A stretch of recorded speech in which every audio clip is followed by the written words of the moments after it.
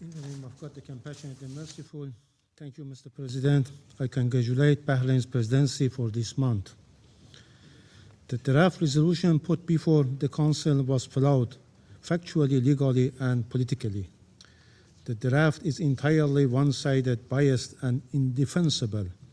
It distorts the realities on the ground by falsely attributing responsibility to Iran, the victims of the aggression, while deliberately ignoring the root causes of the current crisis.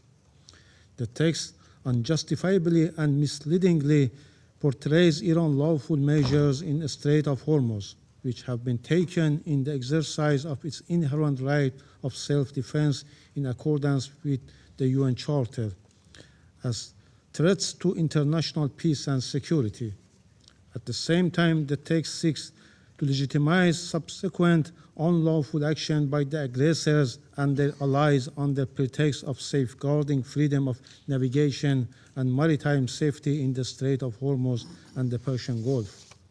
Iran's lawful actions cannot be viewed in isolation from the broader context of ongoing aggression against its territory and sovereignty. Attempts to portray them as threat to international peace and security are therefore legally unfounded and devoid of any credibility. Mr. President, the objective of this draft is obvious: to punish the victim for defending its sovereignty and vital national interests in the Persian Gulf and the Strait of Hormuz, while providing political and legal cover for further unlawful acts by the aggressors. Had this draft been adopted, it could have opened the door to dangerously broad and abusive interpretation that could be used to justify further use of force and unlawful actions in clear violation of the UN Charter and international law.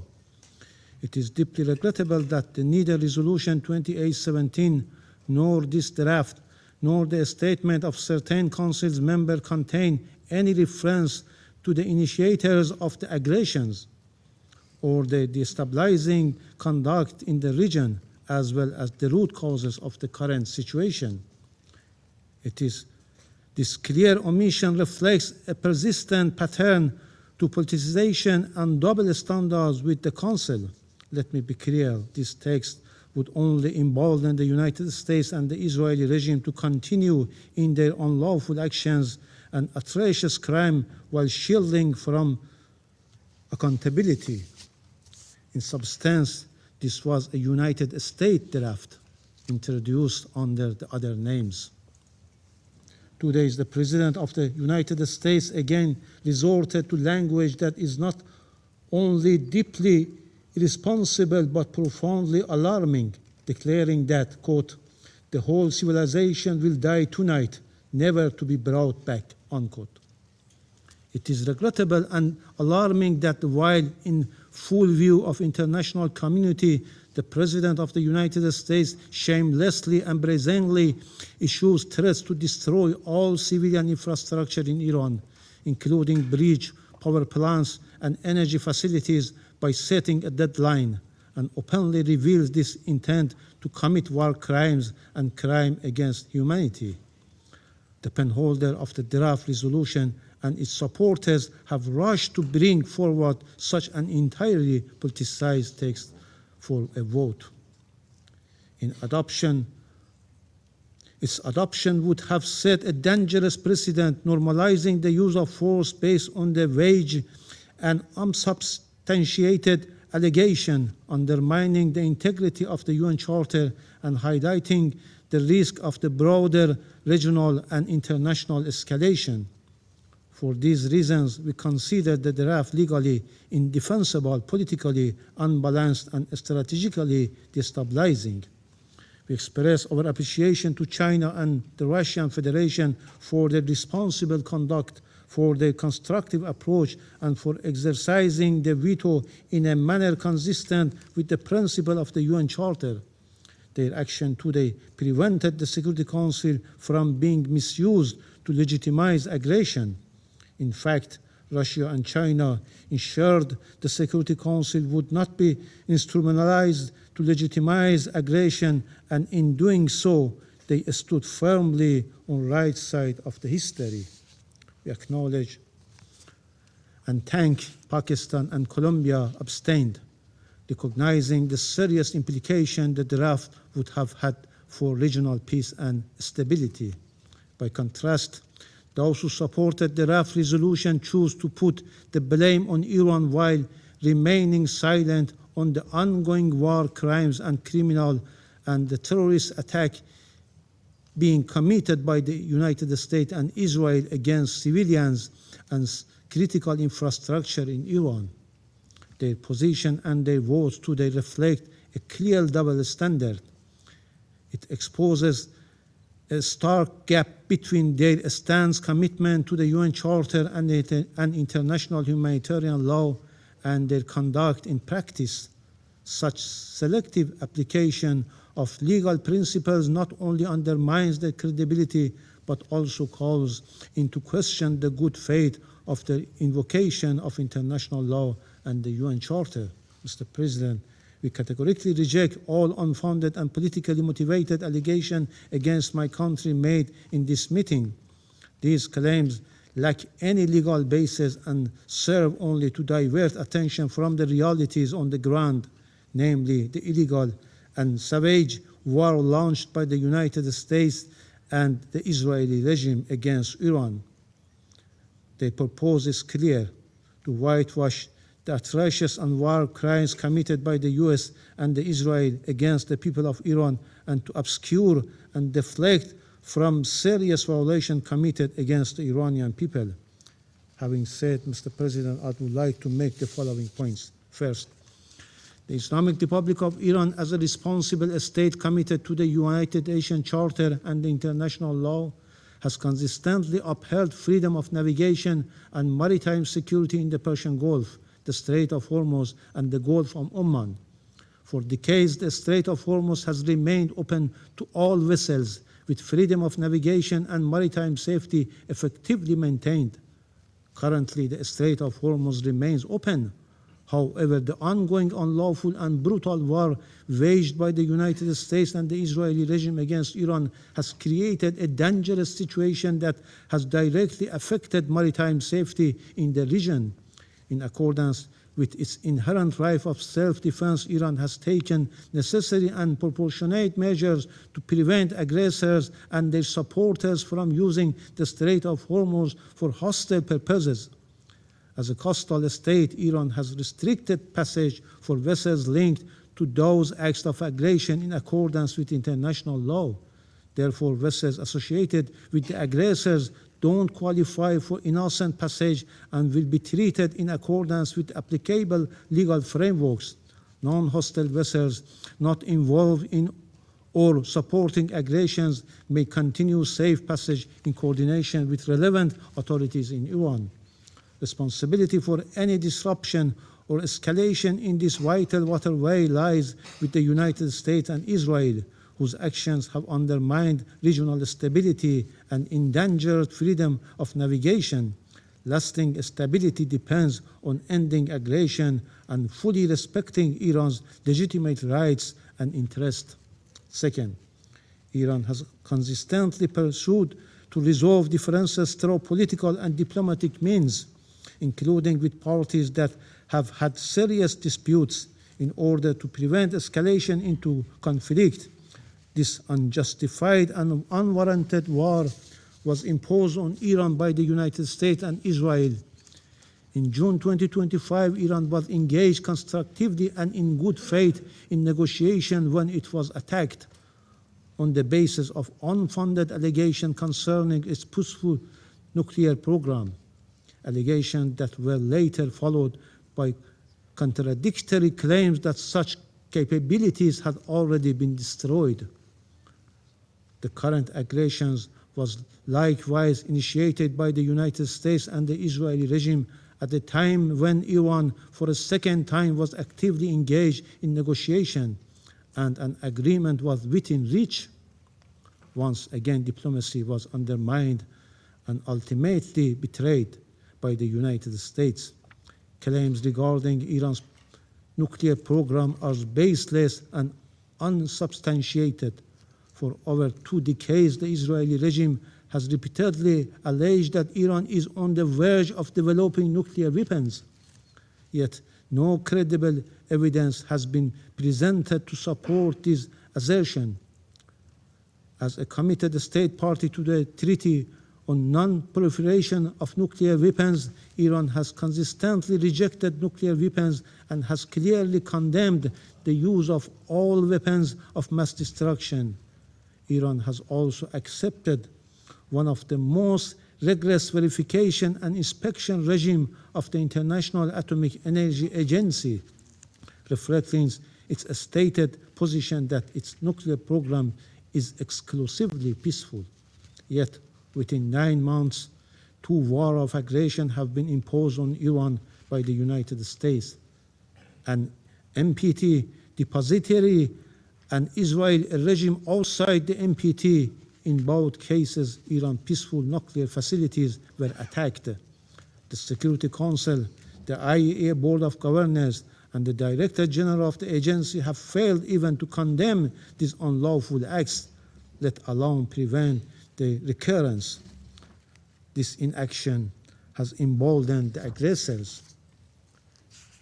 US officials now openly speak of targeting nuclear facilities, with the US permanent representative even stating that an attack on the Bushehr nuclear power plant is not off the table.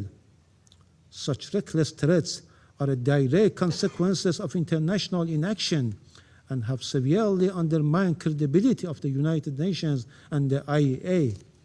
Since the start of this unlawful war on 28 February, multiple attacks have been carried out against Iran's nuclear facilities, including repeated strikes in and around Natanz, Bushehr, Arak, and Ardakan. Particularly alarming are repeated attacks in the vicinity of the active Bushehr nuclear power plant. Any strike on nuclear facilities, notably the Bushehr nuclear power plant, would inevitably lead to irreversible humanitarian and environmental consequences. These unlawful actions constitute clear violation of international law, including Security Council Resolution 487 and relevant IAEA resolution, as well as fundamental principles of international law. However, this Council continues to defending silence, and today certain members point finger at Iran. Third, over the past 39 days of this brutal war against Iran, the US-Israeli aggressors have crossed all legal, moral, and humanitarian boundaries, committing grave violation and war crimes.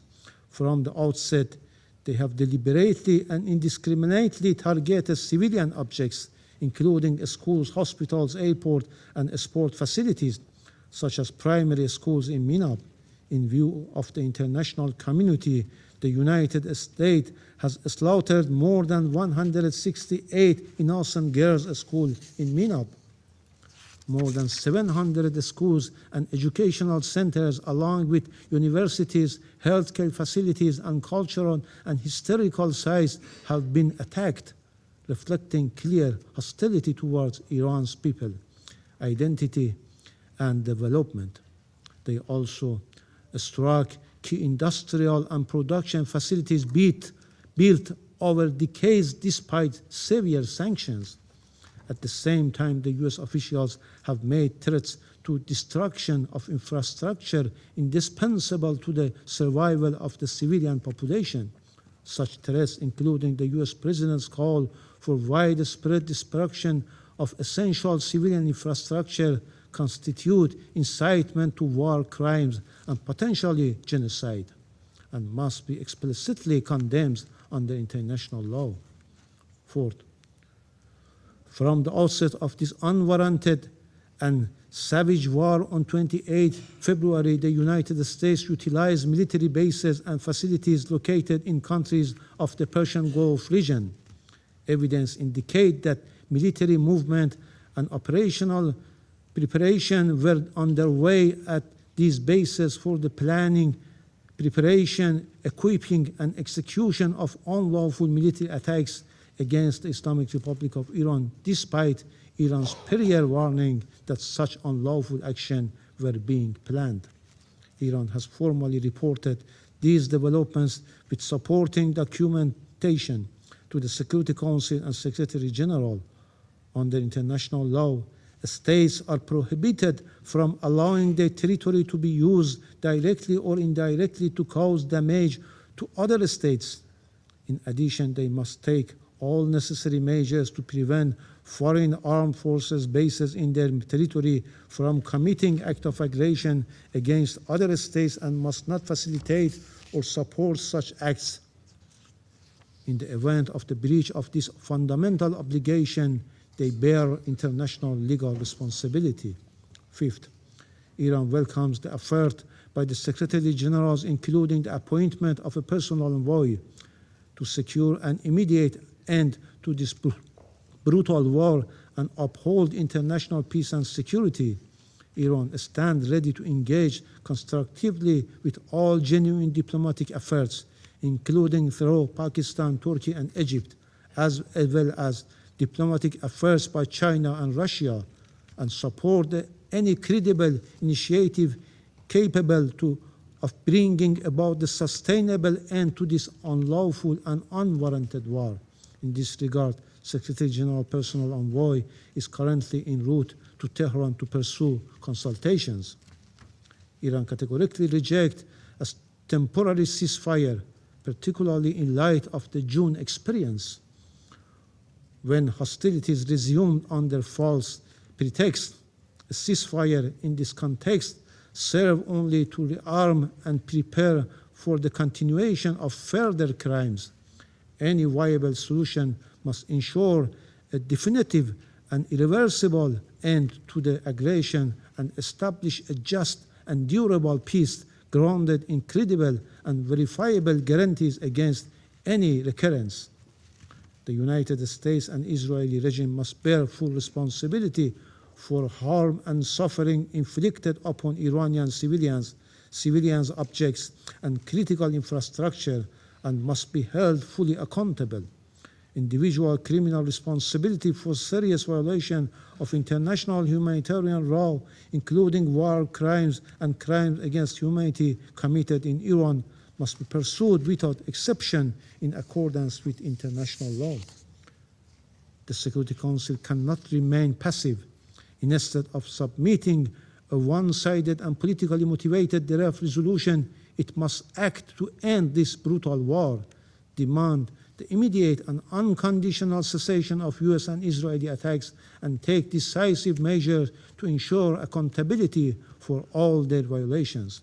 Finally, with regards to the United States President's explicit threat of massive war crimes and target and destroys Iran critical civilian infrastructure, this threat constitutes a flagrant and egregious violation of the IHL and the most fundamental rules of governing armed conflict.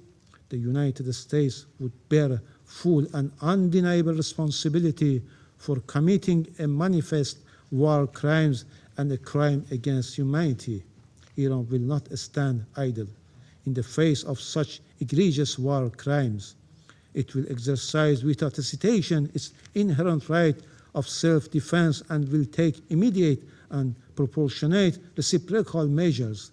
The Security Council regrettably has, from the very outset of this war of aggression against my country, failed to uphold its primary responsibilities for the maintenance of international peace and security. That failure does not and cannot deprive Iran of its lawful right to act. Iran's response is firmly grounded in international law. There must be no doubt Iran will take all necessary measures to defend its people, safeguard its sovereignty and territorial integrity, and protect its vital national interest with full resolve. The United States and the Israeli regime will bear responsibility for all subsequent consequences, regional and international. I thank you.